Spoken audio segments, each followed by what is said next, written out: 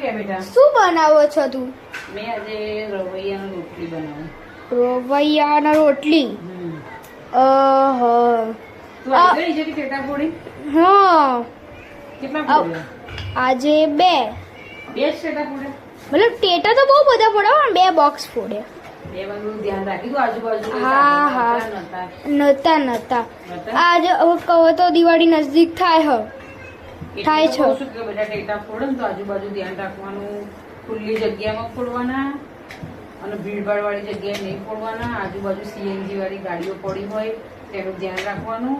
એની આજુબાજુ નહીં ફોડવાના બેટા, સમજો? અને બને એટલા ઓછા ફોડવાના, કારણ કે પ્રદૂષણ બહુ ના થાય, સમજો? પ્રદૂષણ ફેલાય નહીં એનું ધ્યાન રાખવાનું. દિવાળી હોય એટલે એનો મતલબ એવો નહીં કે ટેટા ફોડીને જ દિવાળી મનાવીએ, સમજો તું? બહુ નહીં ફોડવાના, માપના ફોડવાના. થોડો ઘણો આનંદ આવે એટલે બસ પૂરું થઈ ગયું, સમજો? પછી આપણને બી ગળામાં તકલીફ થઈ જાય, એનું ગંધરપ બધું મોઢામાં જાય ને તો આપણને બી ગળામાં તકલીફ થઈ જાય. એ બધું ધ્યાન રાખવાનું. મિત્રો કેમ છો બધા? મજામાં ને? તમે પણ મેં તમને જે કીધું છે એનું તમે લોકો પણ ધ્યાન રાખજો, તમારા બાળકોનું પણ ધ્યાન રાખજો કે બહુ પ્રદૂષણ ના ફેલાય. કેટલા બાળકો જીદ કરે તો થોડા ઘણા લાવી આપવાના, બહુ નહીં લાવી આપવાના.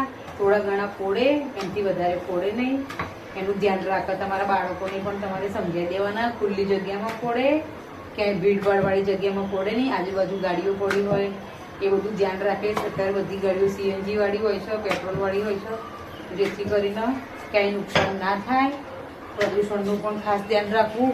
એ રીતે ટેટા ફોડે, પર્યાવરણને પણ નુકસાન ના થાય એનું ખાસ ધ્યાન રાખવાનું. સારું, બાય ફ્રેન્ડ. બાય.